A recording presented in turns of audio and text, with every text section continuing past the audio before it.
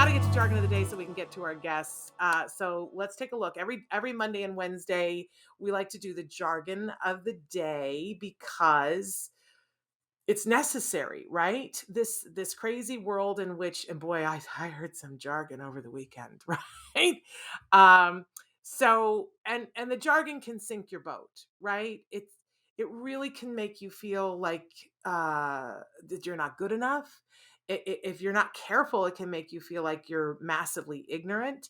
I made a point of saying to somebody over the weekend, I said, here's the deal about your jargon that you guys all love so much. Jargon has a purpose. Jargon helps people in a group to be able to communicate faster, but you got to read the room.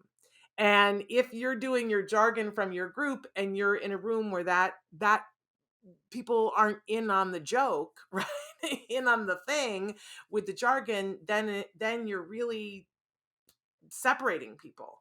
So it's important to read the room, which is what my son told me the other day in a very heated conversation. He was like, Mom, read the room.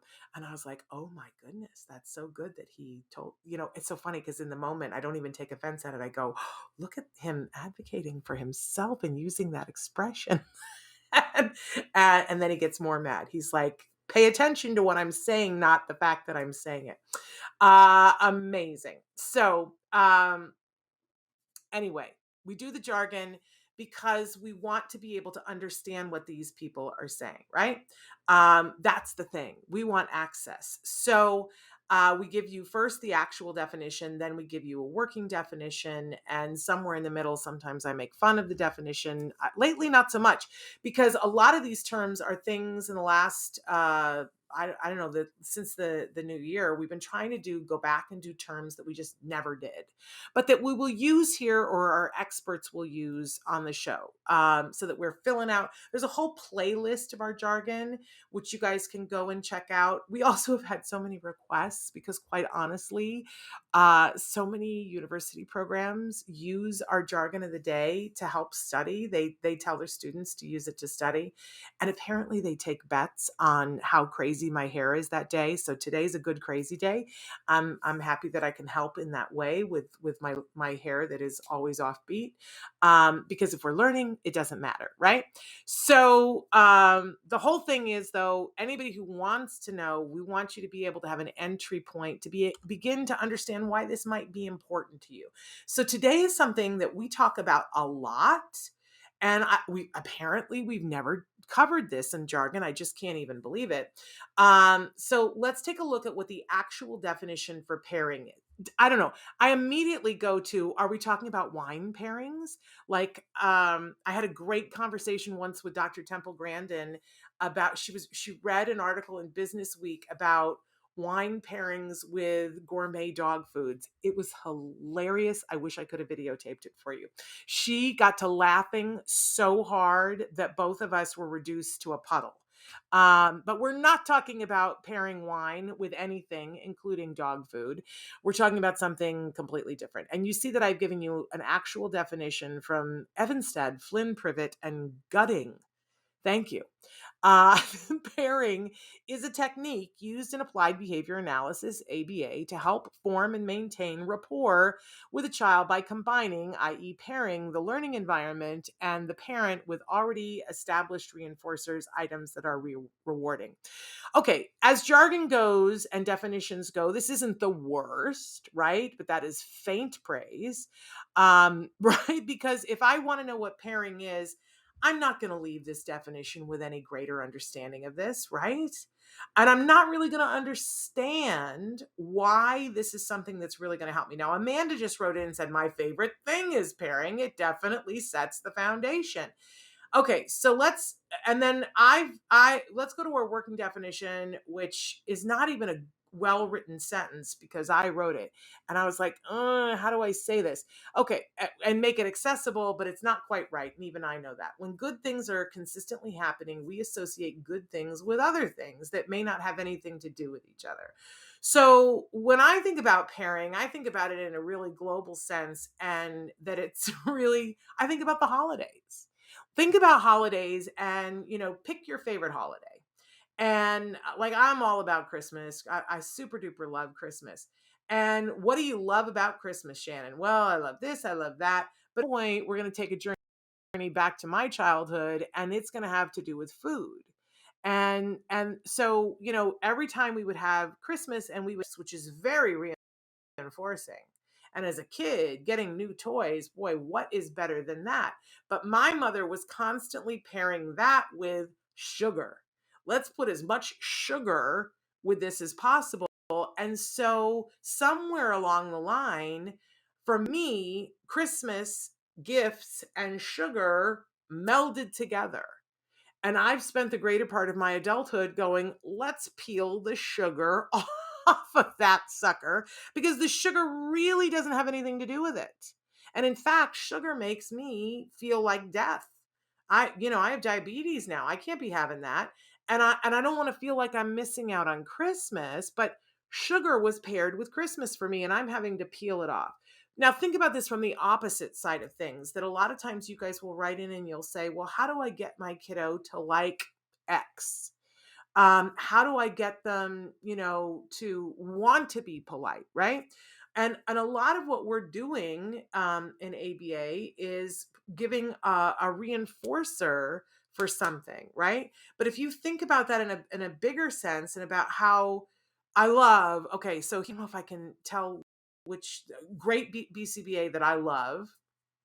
I don't know that I have approval to say that she does this with her kids at home, so I'm not going to say her name. But she really wanted for her kids to be excited about doing their homework, and to think of it as a good time, and something that they would want to do is come home from school, sit down at the table, bang their homework out, and then have the rest of their day free. She really wanted to anchor that in their experience, because for her, that was something that was really beneficial. So she, you know what she did? Her kids, she kind of, in a sense, not in a sense, she did a preference assessment with her kids. She saw what was the thing that was like something that was special, sparkly, that made them super happy. And she did not allow Kool-Aid in her house. Like, Kool-Aid was just not a thing that she was like, artificial colors, sugar. I don't want that in my house. But whenever her kids would go to somebody else's house and they would have Kool-Aid, her kids thought it was the be all living end, right? So she took her BCBA brain and said, all right, I really don't love Kool-Aid, but I really want my kids to love doing their homework. And I really want to anchor this for them when they're young. So when they started in kindergarten, she started this new thing, and she got the big Kool-Aid pitcher with the face on it. And she would make a fresh batch of Kool-Aid, and she would say, the Kool-Aid is on the table for a half an hour while you do your homework. And you can have as much Kool-Aid as you want and she put the time limit on it, because she didn't want them sitting there at midnight having the Kool-Aid, right? You get, for a half an hour, you can have as much Kool-Aid as you want if you're doing your homework. And her kids, every day, they were like, can I do my homework now? Right? And so, but what she did was paired the Kool-Aid with the homework, and her kids don't have Kool-Aid anymore. They're like teenagers. They're getting, I think one of them is a senior in high school, and they don't have Kool-Aid anymore when they do their homework, but they still come home and go, I want to get my homework done right away, because they've learned the benefits of doing your homework right away. But in the beginning, she made it happen because she paired it with Kool-Aid. So Jacob says, I'm not going to lie. You mentioned homework made me miss school. LOL. I don't know why. Because probably, somebody paired learning with empowerment and for good things. That whenever good things are happening while we're doing something, we just sort of, I don't know how the brain works. You got, maybe our guests can tell us, but your brain starts to associate the two together. And what we want to do is mindfully associate good things with things that we want our kids to be interested in. If you think about, why do we love going to Disneyland so much? Whenever I'm at Disneyland, there's so much fun at Disneyland, right? But there's always somebody having a meltdown at Disneyland, and you come home and you're so exhausted, and right? But we've associated so many good things that it overrides the things that are not so good. Sarah says, yes, I do the similar thing for my kids. My son is not allowed to play games without doing any homework. Now he gets home and asks me asks me that he wants to do homework because he wants to play his video game, right? And that's great because he knows that it's going to be a reward at the end. But with pairing, we really want to have it happening at the same time to reinforce the thing as it's happening. So think about it in terms of that. But I love your example of, saying, first this, then this. And that if you do this, this is going to the experience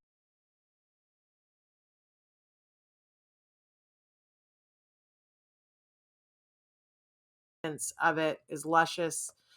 Ugh, my internet is crazy. But in any case, we're running late.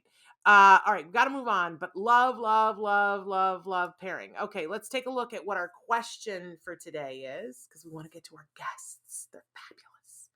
They're really wonderful. I'm gonna blow everybody's mind today.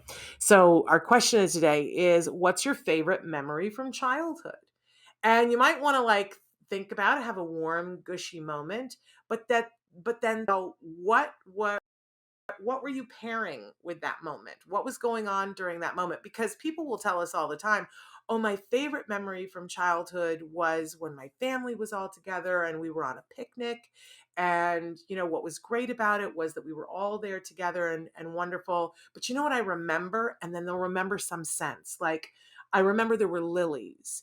And so I love the smell of lilies now, because lilies take me back to that moment. Or we had cucumber sandwiches, and so I love the taste of cucumber sandwiches and the smell of cucumber sandwiches, right? And if you think about it, the opposite is true too, that we could be someplace and something was happening, and in the environment it was bad, right? And whatever was in the environment we associate with that, and it's not really fair.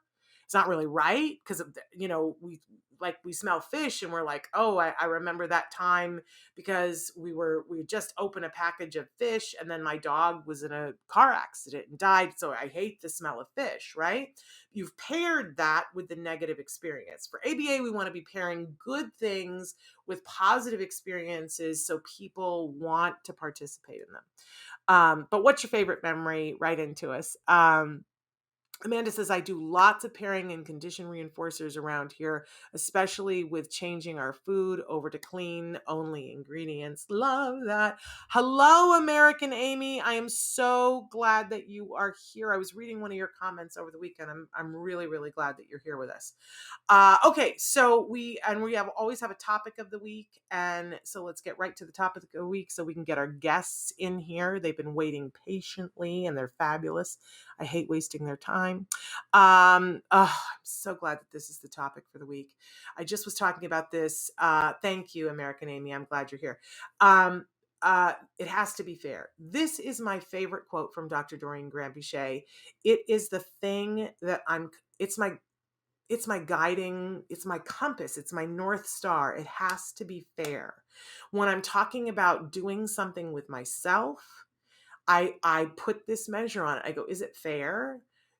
I was berating myself this morning because my house looks like a hurricane has hit it.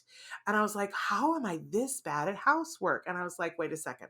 I was away at a conference for a week and I'm finishing up the final notes on my book. Is it fair to ask me to clean my house too? And I decided it isn't, right? So I cut myself some slack. But I'll tell you, this is so critical when we are talking about how we work with our kids and teens and adults on the spectrum. If it's not fair, what are we doing? If there's something, and if you're trying to teach anybody anything, you got to come from this perspective. It has to be fair. If somebody says to me, well, my child doesn't want to do this, my first question is, well, why would they want to do? What's in it for them? Like, let's make it fair. If we can just follow that guideline always, is it fair? If we're asking a 4-year-old to clean their room, is it fair? Because I don't know any 4-year-old that really can clean their room completely by themselves, right? Now maybe it's reasonable to ask them to put their toys away. I think that's fairly reasonable for a 4-year-old if we've provided them with clear instructions about where they go and they're getting some sort of praise for it. Because otherwise, why is it fair?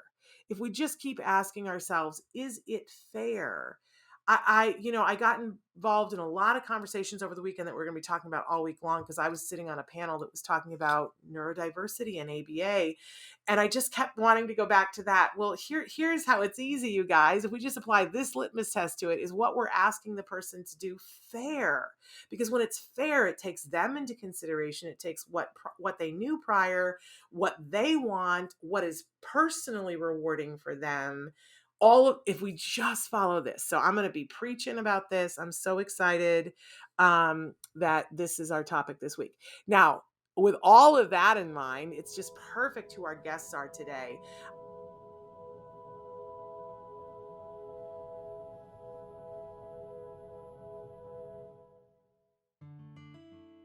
Thanks for watching Autism Live.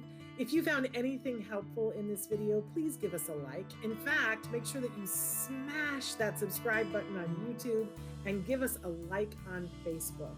You can also follow us on Twitter and Instagram for important updates. And please download our free podcast wherever you get your podcasts. See you next time. Until then, give your kiddos a hug from me and one for you too. Bye-bye for now.